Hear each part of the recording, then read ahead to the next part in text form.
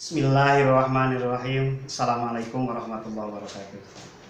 Anak-anakku sekalian, alhamdulillah kita bisa bertemu pada tahun ajaran baru, pada semester ganjil ya sekarang, semester ganjil, untuk memberikan materi-materi kaitan dengan pendidikan agama. Bapak ini tiap hari Senin memberikan pelajaran pendidikan agama yang terkait dengan masalah suasana COVID ini. Tapi sebelumnya Bapak memiliki harapan. Tolong dicatat harapan-harapan itu.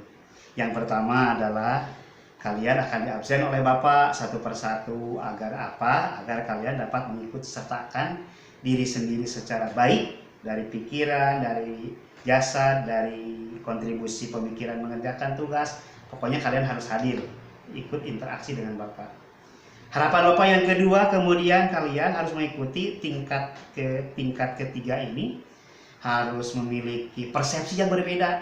Kelas 1 agak santai, kelas 2 agak berat. Nah, kelas 3 ini dihadapkan dengan ujian. Yang namanya ujian harus dipersiapkan semaksimal mungkin. Jadi harus ada mental, mindsetnya perubahan-perubahan lebih baik. Jadi tidak main-main lagi. Makanya penting adanya buku paket, ada LKS, ada di perpustakaan segala macam di sana. Ini kepentingannya. Pesan nomor ketiga adalah semua harus menghargai. Menghargai siapa? Pertama, menghargai guru, Bapak, menghargai teman kita, menghargai kedua orang tua di rumah. Ini konsep untuk sukses. Tanpa ada penghargaan dari teman-teman, dari orang tua, dari yang lain gitu, omong bohong, kenapa? Harus innamal a'malu binniyat, salah satu dengan niatnya. Niatnya harus baik.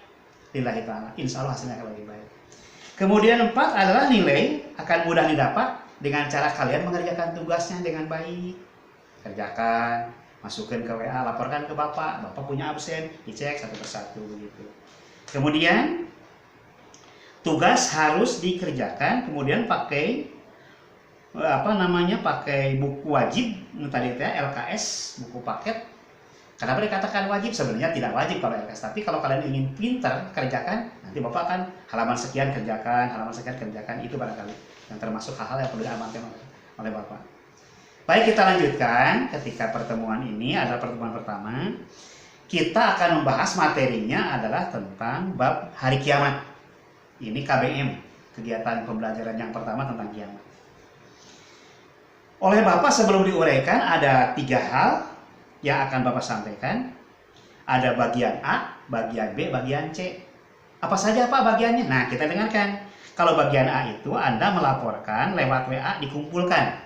Nomor 1, tulis dengan baik dan lengkap dan terjemahkan dalam Al-Quran. Tinggal lihat di tafsir, lihat di Google, lihat di internet, lihat di mana-mana gampang. Nomor 1 adalah suratnya yang ke-7, surat Al-A'raf ayat 187. Apa mulainya itu ayatnya? Yas'alunaka 'anis sya'ah wal pada kata-kata yas'alunaka ini. Itu kita tulis. Itu kan materi yang menguatkan dalil terjadinya hari kiamat. Yang kedua adalah surat yang ke-40, namanya surat Al-Mu'min ayat 59. Mulai ayatnya yang berbunyi inna sya'ata la'atiyatan dan seterusnya. Inna sya'ata la'atiyatan. Tinggal buka di tafsir. Ada semua komplit.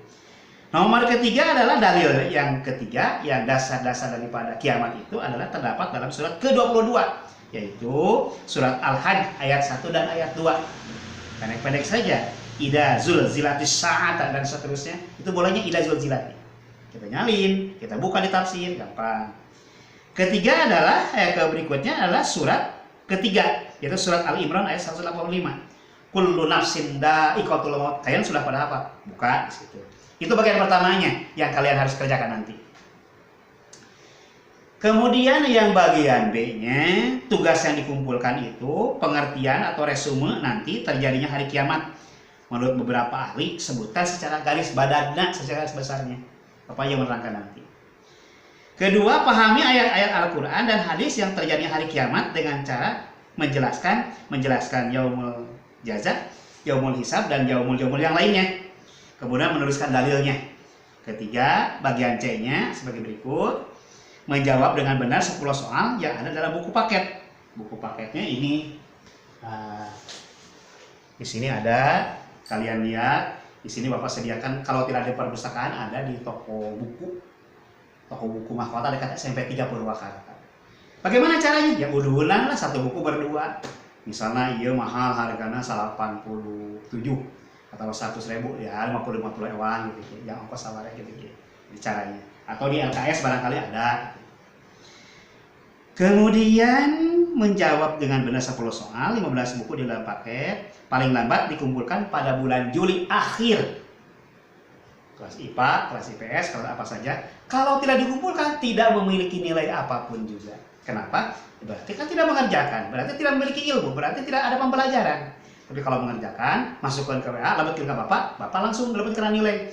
Si Anu nilainya sekian, si Anu nilai sekian, nanti Bapak lalu dikoreksi. Ini yang paling inti. Baik, nah, oleh sebab itu marilah kita kepada intinya sekarang kaitannya dengan masalah yang akan Bapak bahas, kaitan dengan masalah kiamat. Hari kiamat itu, anakku sekalian, kiamat akan terjadi, wajib kita imani, kita percayai, dan kita tidak tahu kapan akan terjadinya. Tapi tanda-tandanya sudah muncul dari sejak zaman dulu sampai sekarang.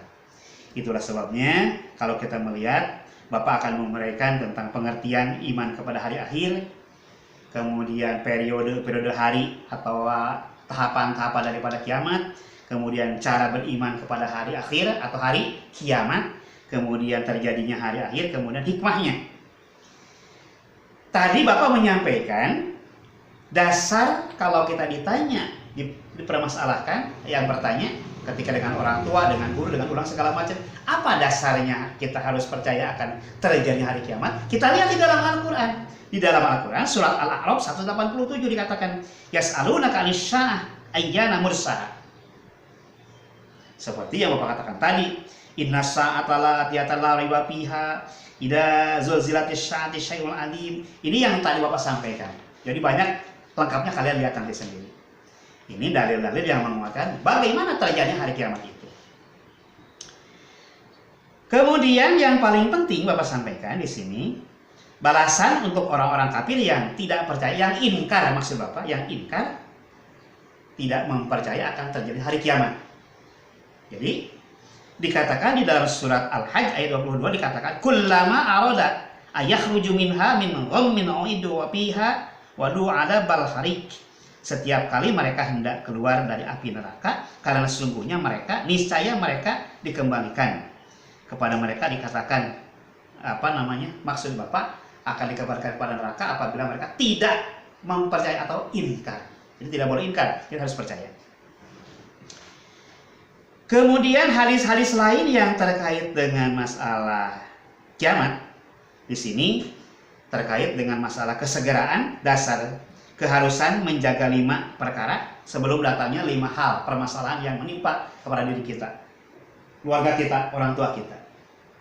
Di dalam hadis dikatakan qala Rasulullah sallallahu alaihi wasallam. Dikatakan, yang pertama, igtanim khomsan qabla khomsin. Jagalah olehmu 5 hal, 5 sesuatu, 5 kebijakan, 5 aturan sebelum datangnya 5 aturan atau 5 perkara itu. Kata Rasulullah ada 5. Yang pertama adalah sababaka qabla haramika. Jagalah masa mudamu sebelum datang masa tua. Kamu ingat bayi, TK, SD, SMP, SMA. Bapak juga sama, yang lain juga sama. Ada proses, step by step begini. Naik. Kata Nabi, jagalah itu kesempatan itu untuk pembelajaran lebih baik, untuk menghormati orang lain, menghargai diri sendiri, berkreatif, berkeinginan untuk maju. Itu harus dipola, harus dijaga, dipelihara dengan baik. Kalau tidak dijaga, kata Nabi, itu tidak ada artinya. Itulah sebabnya barangkali dianjurkan untuk belajar yang baik. Tadi ingat kata Bapak, pesan Bapak, hargai diri kita, hargai mamah dan ibu kita, orang tua, hargai teman-teman. Kalau ada menghargai, insya Allah hasilnya akan lebih baik. Setelah timbul kepercayaan, ada harga diri dalam kita percaya kepada Allah, kita mentaati, kita menghargai orang lain, hasilnya akan menjadi orang yang seperti ini. Bertawakal kepada Allah. Itu kata Nabi yang pertama. Kemudian yang kedua adalah wasihatika qabla syukmika. Jagalah masa sehatmu sebelum datang sakitmu. Apa ini maksudnya? Kita diberikan kesempatan. Wasihatika qabla syukmika. Harusnya kita berenang, lari, jogging, olahraga, latihan tinju, latihan karate, latihan olahraga segala macam, dimanfaatkan sebaik mungkin. Kadang-kadang karena kita tidak memahami, karena kita tidak tahu, tidak menggunakan itu, lemah numpuk di mana-mana, tidak mengerjakan sesuatu, akhirnya apa terjadi dalam diri kita? Sakit. Kenapa sakit? Makannya terlalu banyak, istirahat terlalu banyak, hayo nyol HP, Instagraman terus-terus segala macam, otaknya tidak jalan segala macam. Ini namanya pemborosan, tidak menggunakan waktu. Jadi kata Nabi, nomor kedua, jagalah masa sehatmu sebelum datang sakitmu. Bahulah bapak kecil hujanan, lompatan kayak itu kali. Kenapa? Karena tidak mengerti tentang penjagaan diri. Sekarang masuk COVID, masuk corona gitu. Dari mulut kita mencret ke batu saja sudah membahayakan. Kenapa? Makanya sekali anjurkan pakai masker. Jaga, jangan sampai sakit, jangan sampai menular orang lain. Kita juga akan menular orang lain. Itulah sebabnya barangkali ini penting. Kata Nabi yang kedua itu tadi dikatakan, jagalah masa sehatmu sebelum datang waktu sakitmu, wasihataka qabla syuknika. Ingat, nomor pertama, sababaka qabla haramika. Yang kedua kata Nabi, wasihatika qabla syuknika. Anak-anakku sekalian, yang ketiga adalah wa ina'aka qabla pakrika. Wa ina'aka qabla pakrika itu jagalah masa karyamu, jagalah masa kayamu sebelum masa jatuh miskin atau sebelum bangkrutmu. Memangnya pada dasarnya suka bangkrut ada orang itu mengalami fluktuatif, kadang naik, kadang turun. Itu dalam beramal, nah kadang-kadang sering puasa, kadang-kadang tidak puasa, kadang-kadang wiridan, kadang-kadang tidak wiridan, kadang-kadang sholat tahajud, kadang-kadang tidak, kadang-kadang sholat duha, kadang-kadang tidak. Jadi kadang-kadang seperti begini amal tuh. Al imanu yajidu wa iman seseorang itu kadang-kadang naik begini. Kadang-kadang turun, naik dengan mengerjakan kebaikan, turun dengan mengerjakan hal-hal yang tidak baik, kemaksiatan segala macam. Itu kata Nabi. Makanya pantas Nabi dikatakan, jagalah masa kayamu sebelum datang jatuh miskin. Jangan boros, jangan asal mengeluarkan uang, harus memakai perhitungan. Kalian berapa dikasih uang sehari sama orang tua? Berapa untuk nabung? Berapa untuk pulsa? Berapa untuk jajan? Berapa untuk nyicil pembelajaran di sekolah, berapa untuk sosialnya, berapa untuk A, B, C segala macam. Disusun sedemikian rupa belajar. Kan dikasih uang untuk satu hari? Enggak kan? Dikasih itu 1 minggu. Nah, yang 1 minggu dikasih sekian itu diatur untuk A, untuk B, untuk C, untuk D segala macam. Kenapa? Perintah Nabi seperti itu. Kalau tidak ya salah. Harus seperti itu. Kemudian yang keempat dikatakan, Waparogoka qabla syukmika, jagalah kamu, jagalah masa lapangmu sebelum datang masa sempitmu. Emangnya suka sempit, Pak? Yang namanya manusia kan tadi ada yang bangkrut, ada yang tidak bangkrut. Ada yang kekerdilan, ada yang kelapangan. Kadang-kadang kita diberikan cobaan, kadang-kadang diberikan kesakitan, kadang-kadang kita diberikan kesehatan. Ini pilihan-pilihan dan cobaan dari Allah Subhanahu wa Ta'ala. Yang terakhir kata Nabi dikatakan, wahayatika qabla mautika, dan janganlah hidupmu sebelum datang kematian kamu. Tadi dikatakan di dalam salah satu ayat, kullu nafsin dha'iqatul maut. Setiap manusia akan merasakan yang namanya isdet, yang namanya meninggal dunia, yang namanya maut, yang namanya mati. Jadi kita sebelum mengalami itu tentu kita harus mempersiapkan diri sebelum datang kematian, mempersiapkan segala macam. Jangan sakit, manfaatkan waktu, hargai diri kita, hargai orang lain, bertegur sapa dengan baik dengan ayah dan ibu di rumah segala macam. Ini kata Nabi loh, kata Nabi. Kalau ingin selamat. Jadi saya ulangi, kata Nabi, keharusan kita menjaga 5 perkara sebelum datang 5 hal, belum sesuatu. Kemudian berikutnya anak sekalian, harus bersegera menunda, harus bersegera, tidak boleh menunda-nunda beramal soleh. Itu kata Nabi, dalilnya barirul a'mal sab'an. Bersegeralah kalian beramal sebelum datangnya 7 hal. 7 perkara, 7 kejadian, 7 problem. Problem yang pertama, permasalahan yang pertama, kejadian yang pertama dikatakan hal tadilu ila faqran munsiyan, kemiskinan yang membuat kita menjadi lalai kepada Allah karena sibuk mencari penghidupan. Di pagi berangkat nepi ka siang, ke siang teu pulang nepi ka sore, tapi anggar we miskin. Ibadah tidak, puasa tidak, sholat berjamaah tidak, sholat duha tara, sholat tahajud tara, baca Quran tara. Kata mangges kalaut begitu. Kenapa? Itu gara-gara imannya tipis, imannya tidak ada. Padahal dikatakan oleh Nabi seperti di sini, akan datang kemiskinan yang membuat kita menjadi lalai kepada Allah. Kenapa? Imannya yang kurang kuat. Tadi Bapak berkata berulang-ulang, al-imanu, anak ingat? Al-imanu yazidu wa yanqusu. Iman itu kadang-kadang naik dengan mengerjakan amal soleh, dan kadang-kadang turun menukik dengan mengerjakan kemaksiatan kepada Allah, jauh kepada Allah. Itu yang pertama. Yang kedua katanya, al-ghaniyan mutghiyan, kekayaan yang membuat kita sombong karena menganggap semua karena kehebatannya. Jadi gara-gara kaya, punya apa? Punya tas, punya buku, punya motor, punya sepeda, punya ini, punya segala macam. Lalu kalian menjadi sombong, somsu segala macam. Kata agama tidak boleh. Kata hadis dilarang. Tak boleh sombong. Uang itu milik dari Allah. Biasa biar bapak dan ibu, biar orang tua. Jadi kita tidak boleh memiliki kesombongan. 3. Sakit yang dapat membuat ketampanan kecintaan kita menjadi cacat. Bapak ini loh, jangan salah, ganteng hari ini. Seperti ini. Dulu lebih ganteng pisan. Bapakmu di rumah ingat, zaman muda, cakep.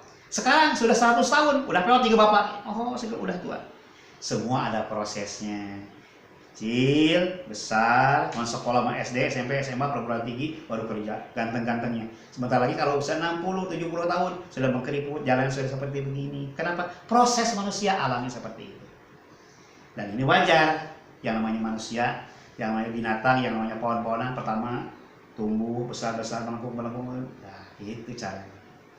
Nomor ketiga, al-maradun mufsidan, sakit yang dapat membuat ketampanan, kecintaan pudar yang dicatat tadi. Nomor keempat, masa yang tua yang membuat kita menjadi lemah, au haraman mupannadan, masa tua yang membuat kita menjadi lemah.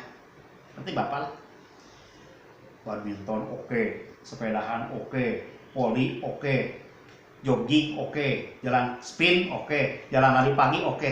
Tapi kalau sekarang sudah usianya sudah tua, itu dibagi-bagi seminggu. Kalau untuk lari saja dihitung-hitung sekarang berapa kilo nih? Kalian masih muda saya SMA, apa mampu jogging, kemudian lari, kemudian squat jam, lain enggak, dipilih salah satunya, jangan sampai stres. Apalagi sekarang musim Covid. Jadi itu harus dipilih salah satunya. 5. Kematian yang cepat karena usia kita yang dimilikinya dan tidak bisa memberi manfaat. Nomor 6. Au mautan muhjijan, au mautan mujhijan. Nomor 6 adalah awid dazza, akan datangnya azal. Datangnya dazza. Nomor 7, au sa'atal adhal umrah, hari kiamat. Hari kiamat, bencana terdahsyat bagi orang yang mengalaminya. Jadi nanti akan datang hari kiamat. Ini barangkali hal-hal yang terkait dengan masalah kiamat. Kita lanjutkan sedikit secara singkat.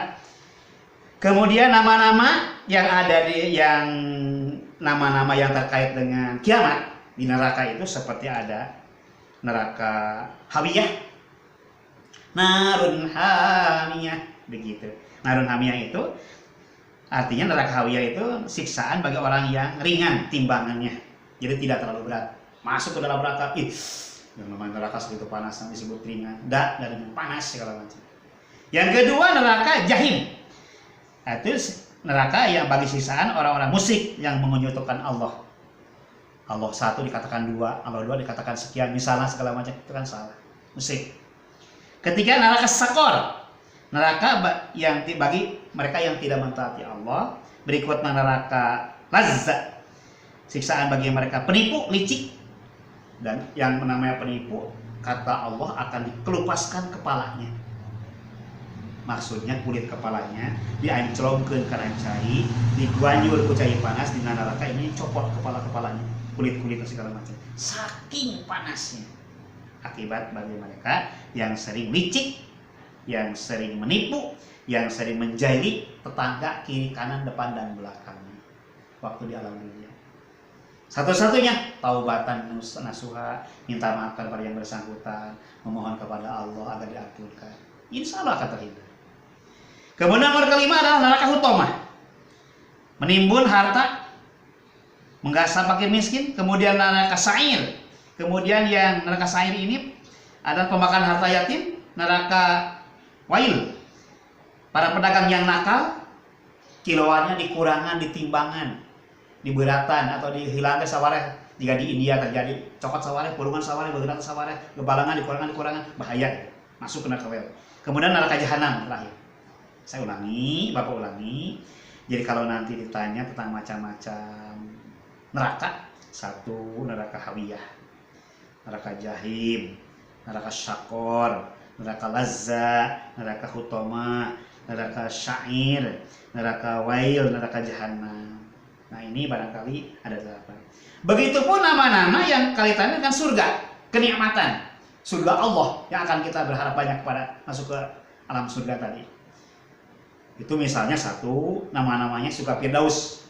Satu surga Firdaus, surga Aden, kemudian surga Naim, kemudian surga Ma'wa, surga Darussalam, surga Darul Muqammah, surga Al-Muqawwamatul, kemudian surga Huldi. Kalau surga Firdaus itu ada diciptakan dari emas untuk orang yang beriman. Rumah dibuat dari tembok dan kursi. Nyaman nggak? Nyaman luar biasa. Sekarang diciptakan dari emas bagi orang yang beriman. Amat sangat luar biasa.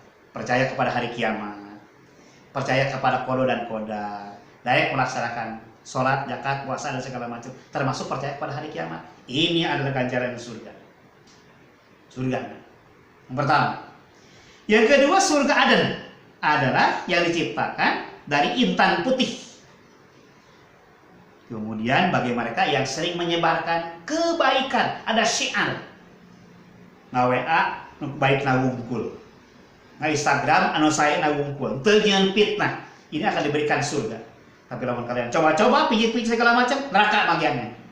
Nah, sekarang pilih mana? Pilih neraka, pilih surga. Ini semua adalah pilihan. Kalau kita sudah memilih, insya Allah hasilnya pun akan baik selama kitanya baik pula. Itulah sebabnya barangkali diinginkan oleh kita bersama memiliki kesepakatan bagaimana memperbaiki diri dengan cara memilih mana yang baik, mana yang kurang baik. Nomor ketiga adalah neraka Naim, perak putih di jieunan teh, yang bertakwa, yang amal soleh.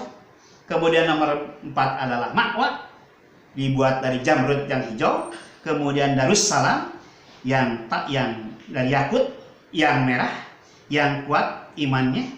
Kemudian nomor ke-6 adalah dibuat dari Darul Muqammah, permata yang putih yang banyak luar biasa unak-aniknya bagi mereka yang beriman. Kemudian Al-Muqawwamah, ini dibuat dari emas. Kata Bapak, ingat, dari kayu saja, dari bata saja sudah amat sangat luar biasa, apalagi dari emas. Kemudian 8 neraka Huldi dari marjan yang merah kuning, bagi mereka disediakan bagi orang-orang yang memiliki amal yang sangat baik.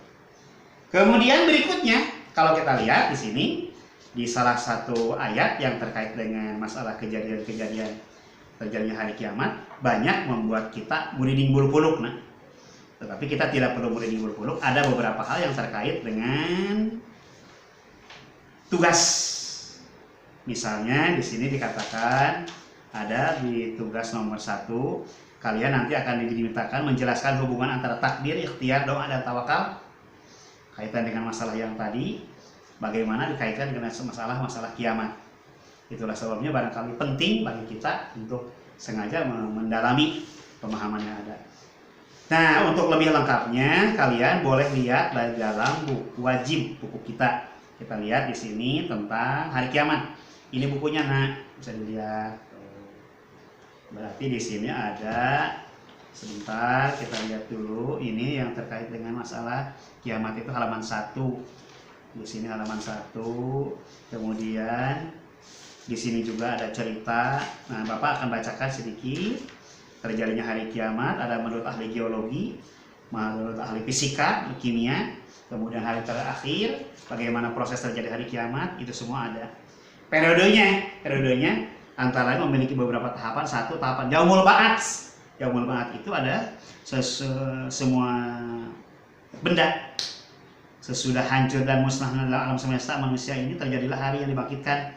Hari kebangkitan adalah proses dibangkitkannya seluruh makhluk dari alam kubur. Ini barangkali kalian nanti lihat. Pertama, Yaumul Ba'ats itu seperti apa, Yaumul Hasil, buku catatan, Yaumul Hisab dan Mizan, kemudian Asyirat, Yaumul Jaza, balasan perbuatan baik di surga, kemudian balasan perbuatan baik bagi neraka. Ini yang terkait dengan masalah-masalah kaitan dengan masalah hikmah. Kemudian hakikat beriman kepada hari akhir di sini dijelaskan banyak hal. Hikmahnya antara lain ada 6. Nomor 1, munculnya rasa kebencian yang dalam kepada kemaksiatan dan kebejatan moral yang mengakibatkan murka kepada Allah. Itu hikmah. Yang kedua, menyejukkan dan mengembirakan hati orang-orang mukmin dengan segala kenikmatan yang sama sekali tidak dirasakan di dalam dunia ini. Nikmat rasanya. Itu hikmahnya. Hikmah yang ketiga adalah senantiasa tertanam kecintaan terhadap ketaatan Allah Subhanahu wa taala. Kemudian yang keempat, senantiasa termotivasi untuk beramal baik dengan ikhlas, mengerjakan ikhlas hanya kepada Allah Subhanahu wa taala. Berikutnya, senantiasa menghindari niat-niat yang buruk apalagi melaksanakannya. Kakare kayak urang niat, cek di segala macam. Kita akan dilihat oleh malaikat munkar dan nakir. Kita akan berhadapan dengan yang namanya malaikat yang mengawasi gerak-gerik kita. Kalau kita salah akan diancam, akan dimasukkan dalam neraka, ada catatan malaikat.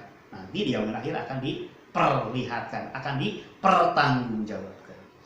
Nomor 6, menjauhkan diri dari asumsi yang mengkiaskan apa yang ada di dunia ini. Ini barangkali yang termasuk hikmahnya. Kemudian fungsinya di dunia ini bisa dipertanggungjawabkan dan di akhirat, dan ini mudah-mudahan ada guna dan manfaatnya. Silahkan sekali lagi kalian, kesimpulan Bapak cari di buku, ini ada bukunya, buku paketnya ini ada tuh ya. Di sini tinggal kalian baca, nanti dikumpulkan. Ini semangat beribadah dengan meyakini hari kiamat, hari akhir di dalam bukunya. Sekali lagi ini buku, kalau kita sulit mencari di mana, ada di toko mahkota lah, udunan satu buku 2 orang ketiluan gitu. Kemudian mudah-mudahan kalau di RKS tidak ada, ditambahkan, nanti Bapak lihat di YouTube, di Google, di mana-mana. Paham kalian? Tadi ingat pesan Bapak seperti apa, tugas kalian seperti apa, kalian melaporkan kepada Bapak untuk mendapatkan nilai, untuk membahagiakan kedua orang tua dengan cara mengerjakan dengan baik-baiknya. Terima kasih. Assalamualaikum warahmatullahi wabarakatuh.